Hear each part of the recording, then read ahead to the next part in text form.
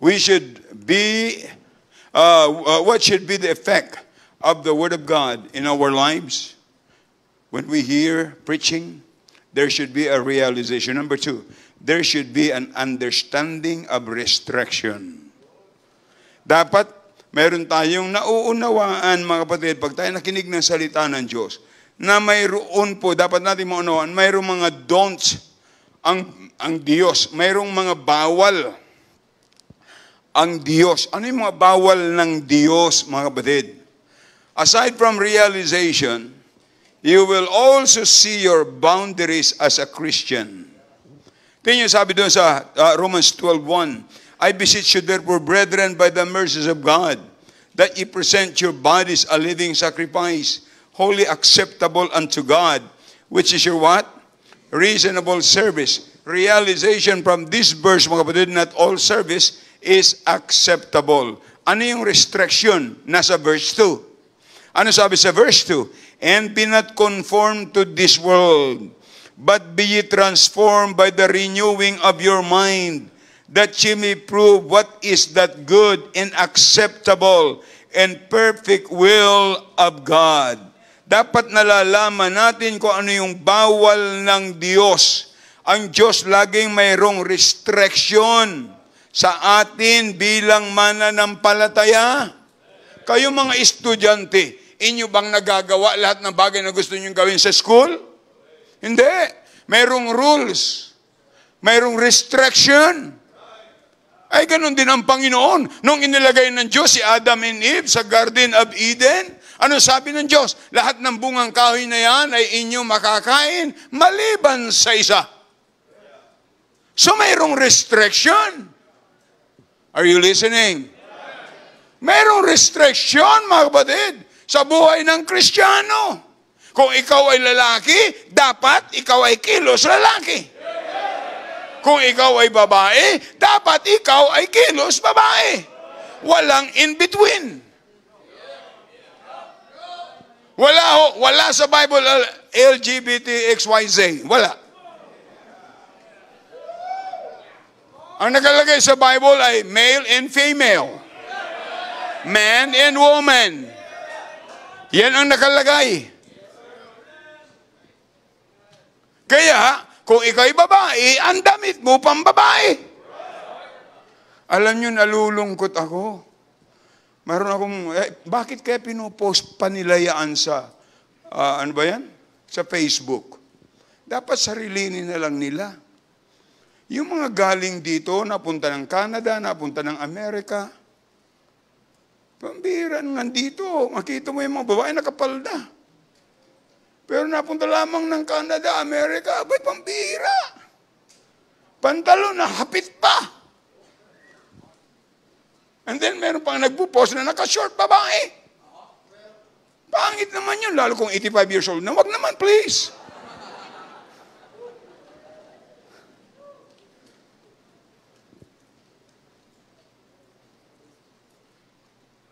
Mayroon pong restriction, mga kapatid. Amen? Pag tayo nakinig ng salita ng Diyos, mayroong restriction, mayroong do's and don'ts. Tingnan nyo. Sabi ko nga sa inyo, ilang bisis kayo sa isang taon na late sa trabaho nyo? 0. Ilang bisis kayo nag-overtime? A lot. Ay dito, pambira, pag nag-preach kang more than 1 hour, panay nang, akala mo nag-i-exercise Ha? Pero pambihira sa Facebook, 3 oras. Hindi na iinip.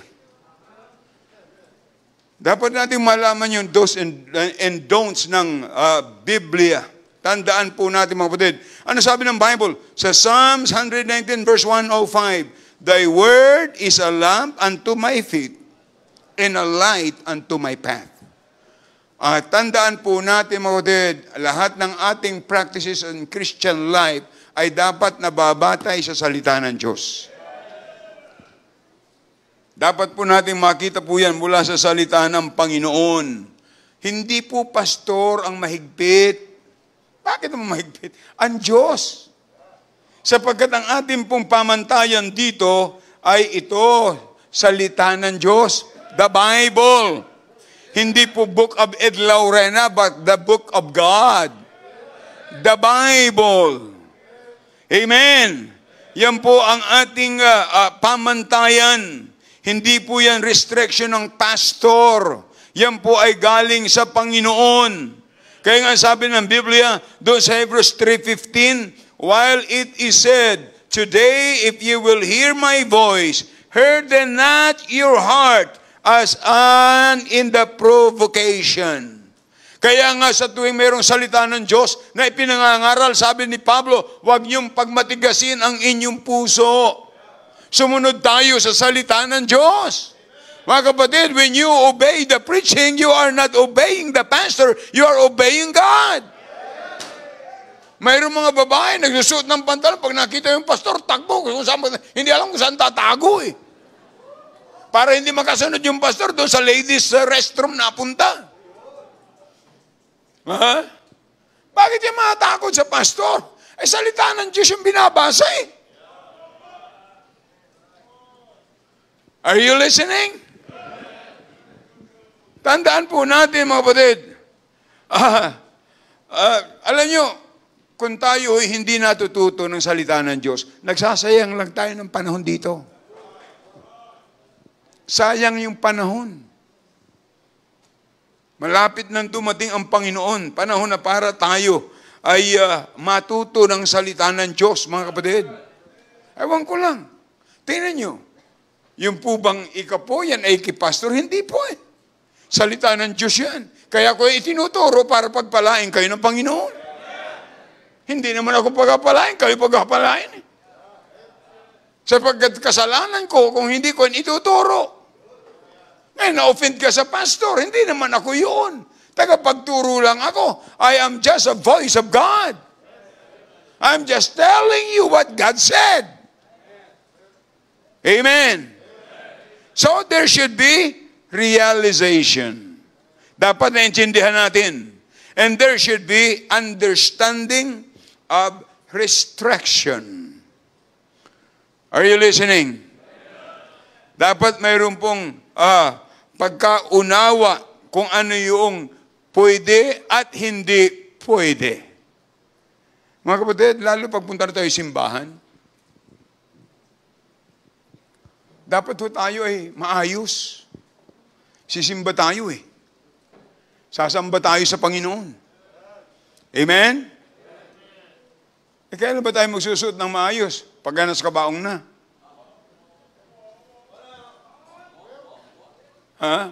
Maraming mas disinti pa yung nasa kabaong kaysa mga nasa Baptist churches. Kapatid, sasabihin, ay sa puso naman ang Panginoon tumitingin eh. Ay, maganda na yung puso, maganda pa yung outward manifestation. Amen?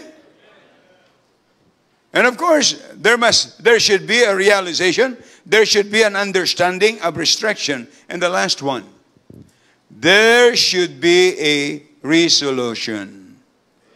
Anong ibig sabihin po niyan? Pag tayo po ay naintindihan na natin ang salita ng Diyos at naunawaan na natin ang do's and don't, mga kapatid, ang kailangan po natin, gagawa tayo ng decision. There must be a resolution. Are you listening? Ano yung resolution ng mga kapatid? Na mula sa salita ng Panginoon. Tandaan po natin, when you listen to the Word of God, you realize something, you understand His restriction. And it brings you to a resolution or decision. At tandaan po natin, ito ay magiging clear na revival sa buhay natin. At masasabi natin, ito ang gawa ng salita ng Diyos sa aking buhay. Makinig po kayo. Kung hindi po gawa ng salita ng Diyos, nasaan tayo ngayon? Alam niyo ba kung ano ka ngayon at kung nasaan ka ngayon? It's because of the Word of God. Ay kung hindi si Preacher John sumunod sa salita ng Panginoon, nasaan yan? May mga members na lagi na lang na-offend. Wala nang ginawa kundi ma-offend. Yan kayang ilagay nating middle name mo. Peter offend. Or offended. Alay kung bakit? Ay kasi nga hindi mo tinatanggap ang salita ng Diyos eh. Pero kung ano man sabihin ng doktor, tanggap ng tanggap. Oh. Kailangan ka magpabaksin? Opo. Kailangan pa, first dose, second dose, dos por dos. Ha? Pagkatapos, magpapabooster. Pag niresitahan ng doktor, pero resita ng Panginoon, ayaw. Sabi ng Panginoon, bring ye all the tithes into the storehouse. Hindi naman sinusunod. Sabi ng Bible, read your Bible every day. Wala naman. Pero kung ano sabihin ng doktor, isunod. Oh. Hindi naman sigurado yun. Pero ang resita ng salita ng Diyos, siguradong sigurado. Sapagkat ang sabi ng Bible sa Deuteronomy, ang sabi ng Bible, mayroon ang Panginoon ay nag-set ng rules na sabi ng Panginoon, pag ikaw ay sumunod sa akin, pagpapalain kita, pag hindi, paparusahan kita. Yun lang. Pero pag ang Panginoon nagsabi, maraming dahilan. Pero pag doktor, hindi. Mga kapatid, kanino bang tagasunod tayo?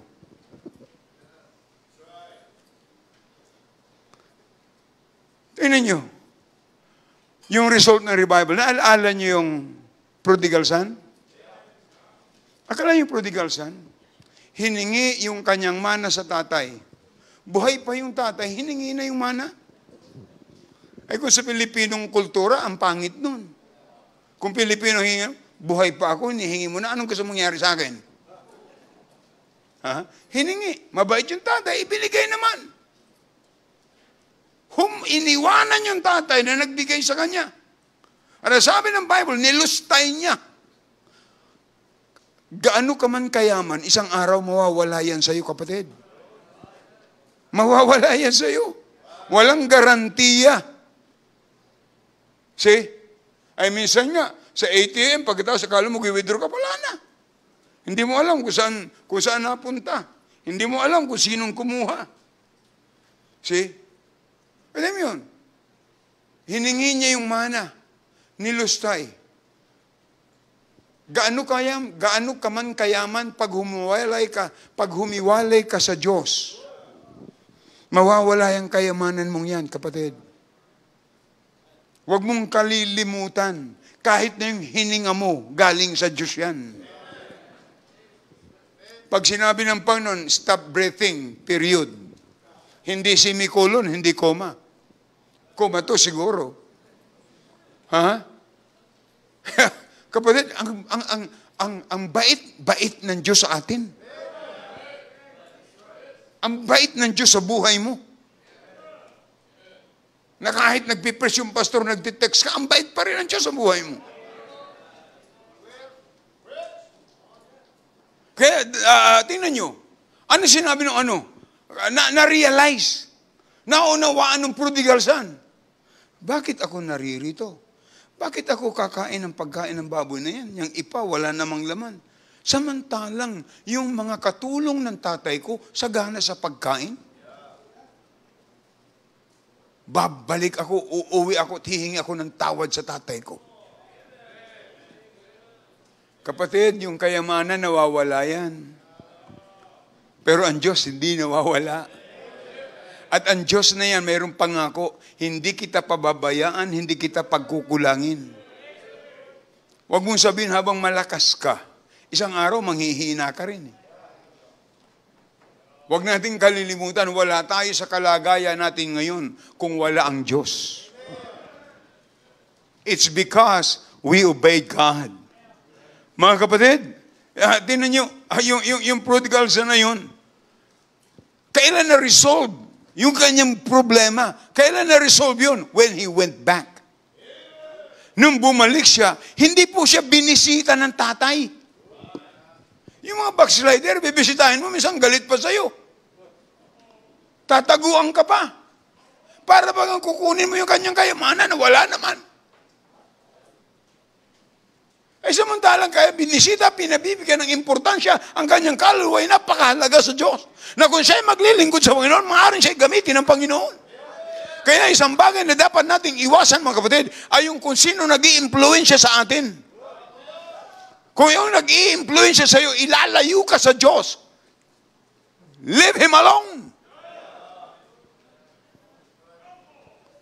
Minsan kasi mayroong mga taong akala nila mas matalino sila sa Panginoon.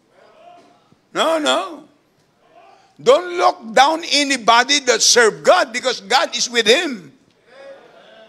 Huwag natin kalilimutan yan. Kaya dapat tayo ay magpakumbaba. Tingnan nyo, nung dumating, hindi binisita yun ng kanyang tatay. Pero nung dumating, naghihintay yung tatay. Kahit nag-ano kasama ang anak, pag bumalik yung tatay, masaya. Ang prodigal talaga yung kanyang kapatid. Kasi nagalit nung bumalik. Kaya kung backslider ka, babalik, matutuwa ang Diyos. At pag sinabi mo sa akin, matutuwa din ako. Hindi ka magkakasala pag kayo bumalik sa Panginoon. Ano nung bumalik, ano sabi ng tatay? Patayin ang pinakamatabang baka. Welcome. Tuwaan Diyos pag nanumbalik ka. Kaya nga kailangan natin ng revival. Akalain mo, dati choir member ka, ngayon wala ka na. Kasi iba yung pinakinggan mo eh. Oh. Akalain nyo, walang exemption yan. Graduate dito, nakapakinig ng Calvinism, nakumberte, na hindi man lang nagsangguni. Samantalang ang gumasto sa kanya ay simbahan. Ay malaking pagbabayaran niya sa Diyos. Tayo man mga kapatid, pag may nagsuko, pagkatapos sasabihin, sinurrender niya ang buhay niya, we send them out. But praise the Lord, na hindi po karamihan, kundi just a little. At siguro mga isa sa mga 1% lang. Mga kapatid, ang isang bagay na huwag natin kalilimutan, yung nagturo sa atin. Wala tayo sa sitwasyong ito kung walang nagturo sa atin. Amen. Tandaan po natin, ang epekto po ng salita ng Diyos ay yung mag-a-accomplish yan sa buhay mo sa tamang desisyon. Hindi ka dadalhin ng salita ng Diyos sa kapahamakan. I-restore yung kagalakan mo. Naalala mo nung binata ka pa, saya-saya mo naglilingkod sa Panginoon? Bakit nung mag-asawa ka? Ay nawala. Ay bakit naman mayroong mga nag-aasawa na lalo sila nagiging masigla sa paglilingkod sa Panginoon? Kaya wala tayong madadahilan sa Diyos. Ay kasi yung gawa ng anak. Hindi ka bibigyan ng Diyos ng anak para hadlangan ka sa paglilingkod sa Panginoon. Ang anak, blessing. Hindi yan hadlang.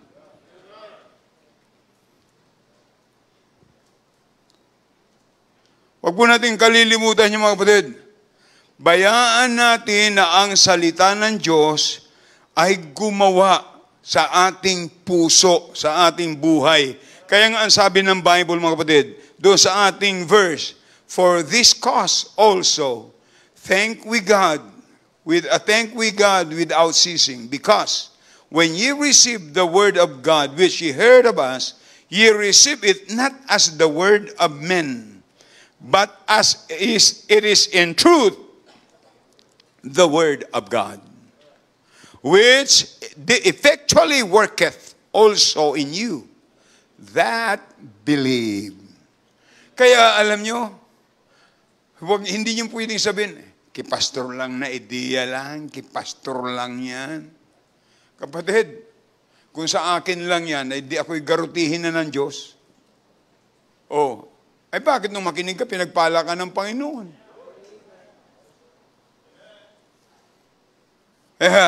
Dapat nating maunawaan, mga kapatid, na ang epekto ng salita ng Diyos ay nakikita sa ating buhay. Kung ikay na-realize mo,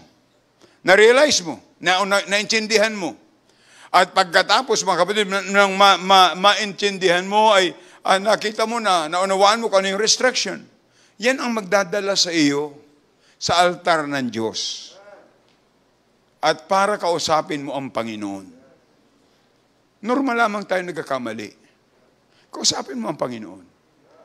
Paano mo siya mapaglilingkuran? It is an individual decision. Hindi a group decision, but individual decision. Tandaan po natin, mga kapatid, na ang Kristiyano ay lagi dapat masaya at ang salita ng Diyos ay gustong mag-accomplish sa buhay mo at sa buhay ko. Ang isang malaking katanungan ay ito, is the Word of God still working on you? Meron bang epekto yan sa buhay mo? Pag kayo napunta ng simbahan, pag kayo nagbabasa ng salita ng Diyos, o nakikinig kayo sa mga devotion, meron bang epekto yan sa buhay mo? Yan ba'y dinadala ka niya na para maunawaan mo, kapatid? Na maunawaan mo rin na mayroong mga restriction, na yan ay nagdadala sa iyo na magkaroon ka ng tamang decision na maglingkod sa Panginoon. Tandaan po natin, mga kapatid, tingnan niyo po yung sa Acts chapter 17. Acts chapter 17. Ang sabi ng Bible, sa verse 11, akala nga ni Pablo, ang galing na yung mga taga-Tesalonica, pero tingnan niyo sa Acts 17 verse 11, these were more nobles than those in Thessalonica, in that they received the word with all what? Readiness of mind, and searched the Scripture daily, whether those things were so. Kapatid, ang naibibigay na kagalakan ng salita ng Diyos ay hindi kayang ibigay ng sino man tao. Sapagkat ang salita ng Diyos, direktang totoo at katotohanan at magbibigay sa iyo ng katiyakan. Ano yung matibay at makapangyarihang gawa ng salita ng Diyos sa buhay mo? Nakarinig tayo ng testimony. Mga kapatid, ano yung matibay at matatag at makapangyarihan na gawa ng Diyos sa buhay mo? Ano yung realization? Ano yung restriction? At ano yung resolution na gagawin mo ngayon? Ilapit mo sa Panginoon. Lumapit ka sa Kanya, huwag kang mahiya. Lumapit ka sa Kanya. Tandaan natin, mga kapatid, ang pinakamagandang i-perform natin ay yung tayo magkaroon ng resolution na ang gagawin natin ay yung kalooban ng Panginoon. Ang pinakang tragic sa buhay ng Kristiyano, makinig kayo, pagka ang salita ng Diyos ay wala ng epekto sa buhay mo. Yan ang pinakang tragic sa buhay ng Kristiyano. Kaya sabi ng Bible, pag narinig nyo ang salita ng Diyos, huwag nyong pagmatigasin ang inyong puso. Come unto me, all ye that labor and heavy laden, and I will give you rest. Tingnan nyo, itong darating na ministry involvement conference. Yan ba'y para sa akin? Hindi ho eh. Para yan sa atin individual. Na isang araw haharap tayo sa Panginoon. At meron tayong ipagsusulit sa Kanya. Lahat ng narinig natin, lahat ay ipagsusulit natin yan sa Kanya.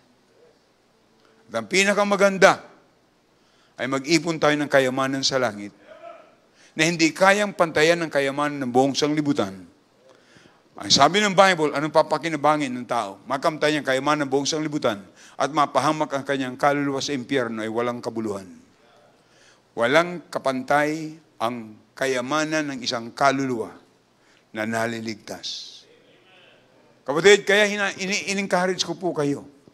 Huwag niyong mamiss itong Ministry Involvement Conference. Sapagkat ang paglilingkod sa Diyos, walang makapaglilingkod na tao para sa iyo. Yung asawa mong lalaki, hindi pwedeng ipaglingkod ng asawa mong babae. At yung asawang lalaki, hindi pwedeng ipaglingkod ng asawa mong babae. At yung ganun din po yung lalaki. Maging ang mga anak. Tayo po ay individual na harap sa hukuman ng ating Panginoon. Kaya, in-encourage ko po kayo, may chance pa rin tayo maglingkod sa Panginoon. Naunawaan po natin yung gawa ng salita ng Diyos sa ating buhay. Sabi ko, ang pinakamalungkot sa buhay ng Kristiyano, pag ang salita ng Diyos hindi na nagkakaroon ng epekto sa buhay natin. While na yan po ay gumagawa pa at naririnig nyo at nare-realize nyo at nakikita natin ano yung restriction na yun at dapat yan ay maghatid sa atin sa resolution or decision, ako'y maglilingkod sa Panginoon. Ako'y niniwala na pagpapalain tayo ng Panginoon. Tayo po'y magsayang lahat, please.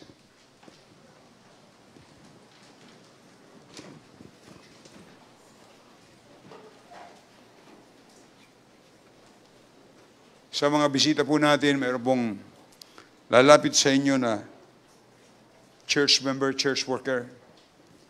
Ipakikita sa inyo simpleng paraan ng kaligtasan.